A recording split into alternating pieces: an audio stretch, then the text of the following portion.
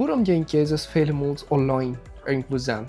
Und wenn unser stärkste Gewehr gegen das Geistliche zu kämpfen, ist dort wir allein Zeit spenden? Jesus deed vielmals, wenn er vorig hat mit Predigen, mit Kranken heilen, mit vielen Menschen top sein, dann trag er sich weg und dann wir eine Zeit, wo er für sich allein wird. Er und Gott. Und er deed sich frisch abteilen, er deed frisch sich erbühen, dann dort er wahre Kraft hat, dann wiedergehen.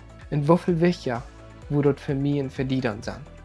Das ist wichtig, dass wir an dieser Welt, wo so viel Gelüts ist, wo so viel Storm ist, oder Sachen Raum ans Vergehen und derchen unter ist, dass wir uns nochmal wachhören von dort und dass wir nochmal eine Zeit für uns allein verbringen.